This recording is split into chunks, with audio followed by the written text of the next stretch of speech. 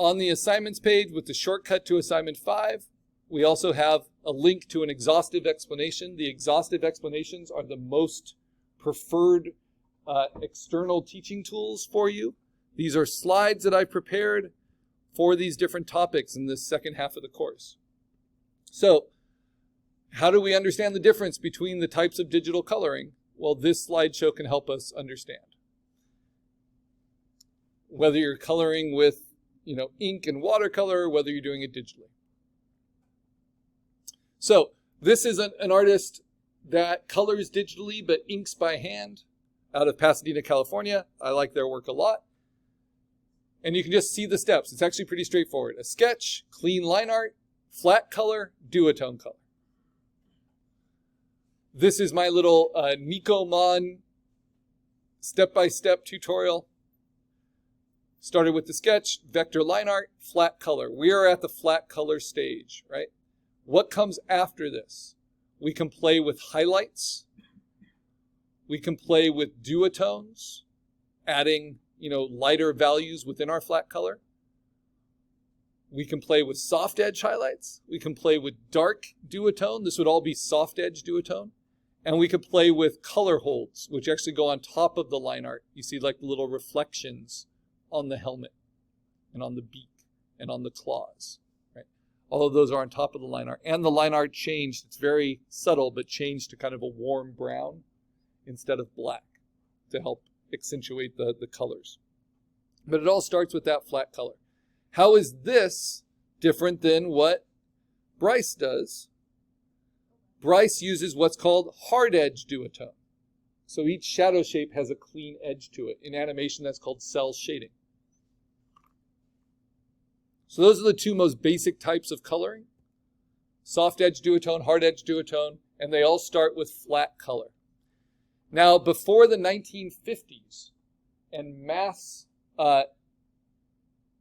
lithographic four-color color printing, these were the only colors you were able to print. That really didn't change until digital coloring in the 1990s.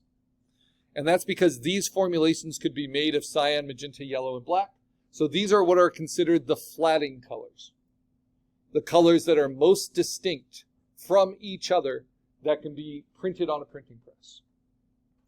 It can be helpful to do a screen grab of these. So I'm going to do Command-Shift-4 on a Mac, targeted screen grab. That will go right to my desktop. And I'll bring that into my coloring. Why? Well, because coloring can be used for lots of different practices, right? But it all starts the same way. You have to take line art and you have to fill it in with colors. Now what you see here, this is off of a blog called Flattened. If I go to that blog, it takes published comic books, and where possible, it will show you the coloring process. So this is a very famous comic. This is Sandman. The line art is incredibly detailed, right? Really thin lines, a lot of little full bleed details. So what is the first step?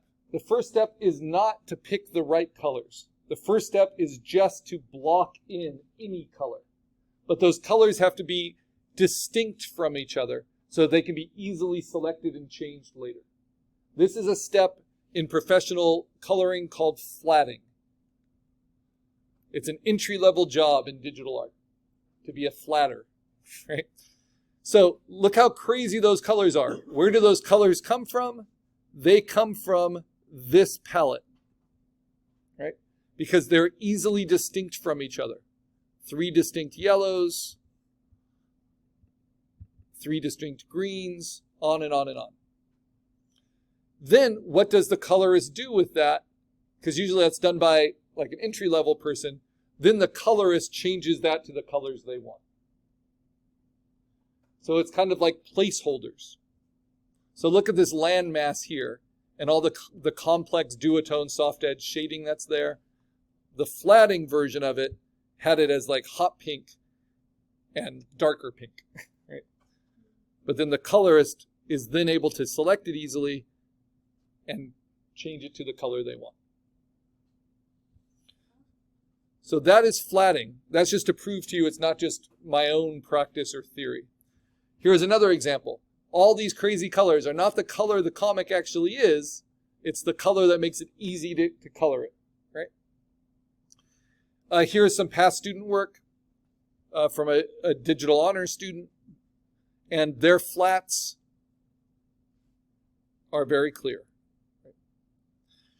So flat color doesn't need to be flatting color. It can be what's called local flat color. And that's what I've been demonstrating on my abdominal snowman. I like to use Wonder Woman a lot in this presentation because Wonder Woman uses the primary colors, right? Really basic. So when we see all these different ways of coloring Wonder Woman, you'll start to get a sense of the variations. So local flat color means you don't fill in her skin with bright yellow or bright green or bright pink. You fill in her skin with what you think her skin would be without any specific lighting. So not her skin in shadow, not her skin in highlight, just what the default color is of her skin. I like to say if you want to go to Home Depot and mix a bucket of paint, a gallon of paint to match your skin, that would be the flat color of your skin, even though our skin has lots and lots of different colors in it, right? Same thing with the red, with the orange, with the blue, right? And flat color can look really good as a finish. So all of these are professional examples of Wonder Woman as finished illustrations with just flat color. But the trick is picking the right color, and that can be really difficult. So that's why flatting exists. So you don't have to worry about picking the right color. You just pick any crazy color that's very different from the colors around it. And then those can then easily be changed and swapped for colors that you like more. I think this is an interesting example because you have the flatting, which to me is a little bit more interesting than the local flat color, because the local flat color, they're all so similar, but yet they are slightly distinct, and flatting made that possible. And then my favorite colorist, a guy named Dave Stewart, who works with Mike Mignola on Hellboy, like you see here, he does flatting, but he's such a pro that his flatting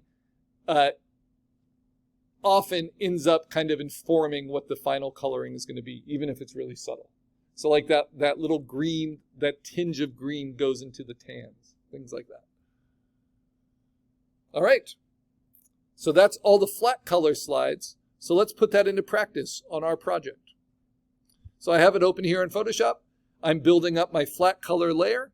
If I wanted to build it up with flatting, I would take this and I would steal my colors not from sources that I thought were really interesting, right? I would just steal it right from this little flatting palette.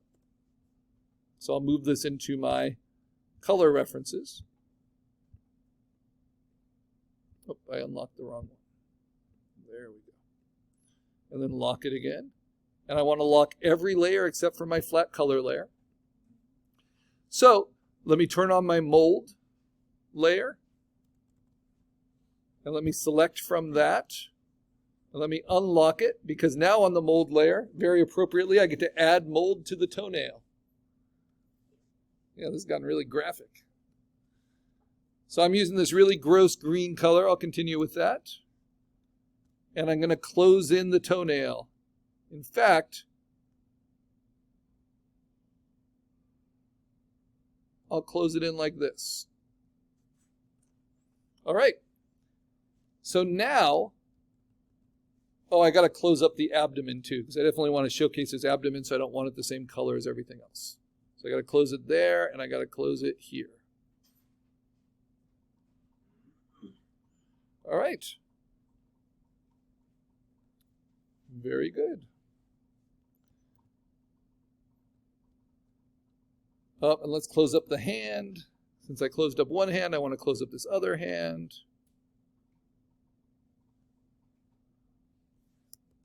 And you get to pick the shapes. And I did the whole amaze thing because that does make this a little bit trickier, right? But the molding method makes it pretty easy not to get overwhelmed by it. Okay, now I use this mold layer, the fill layer, to make my selections. I can lock it again. And I use the magic wand. And I now will pick, the body of the Yeti. If I want to see what that's selected, I can just turn off that layer and it shows me that selection. So all of that. And now I have to pick a color for it. And if I can't figure out what color I want, or if I just don't want to bother, I can just use one of these flatting colors. So how do I do that? I use the paint bucket, but I hold down Option, and that changes it to what's called the eyedropper tool. It's a color selector. And I'm going to pick a color. Let's do a pink. And then I'm going to drop it in on the flat color layer. Whoops, I just dropped it to the wrong place. There we go. Whoops. There is an opening somewhere that I missed. So I'm going to find it. But it's not in this arm. That arm is good. So why don't I go and just do the arm for now? So I've selected that. You see how it's just selecting that arm. And then I'm going to drop in that pink on my flat color layer. Okay. So now, where is it open?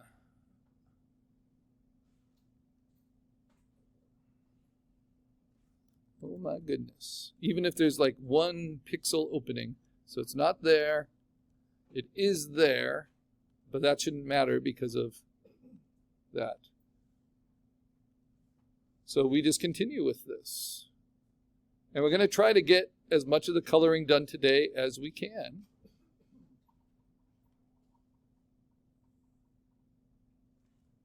So I'm going to overlap, make sure it's filled in on that fill layer.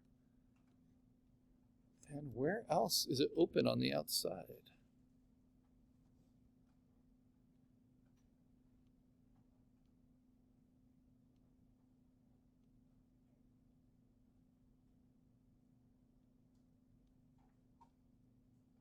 Huh.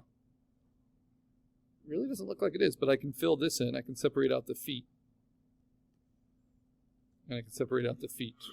So this should help. Okay, so let's try it again and see if it selects too much. So I'll use the magic wand. I'm on the fill layer. I've relocked it so I don't accidentally paint on it.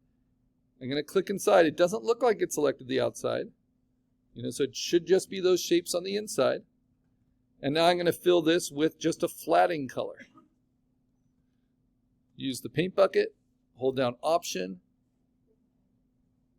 pick a kind of a dingy purple, and then drop it in. And I didn't do a good enough job sealing my abdomen, but other than that, it pretty much worked, right? It didn't spill over into the background. So where did it get in? Where did the purple leak into the abdomen? This is like surgery.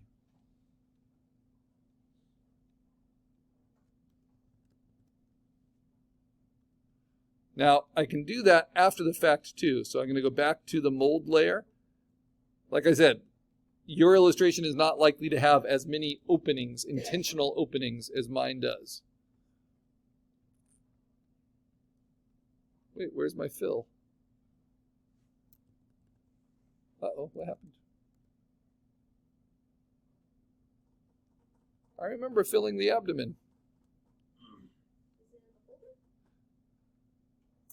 I did it on the flat color layer. That's why. Yeah, so that can happen, right? That's the most common mistake, is you accidentally paint on the wrong layer. So what am I going to do? I'm going to go select that makes sense where the abdomen leaked. So this is like surgery. Let's fix the leaky abdomen. So I hold down Option to steal that color. And now I just got to contain it from the outside. And that's it.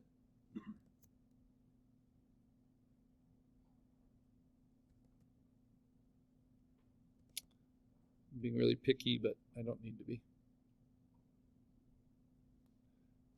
Okay, now I can do the reverse as well. I can now select inside the abdomen shape, right? And then subtract that from my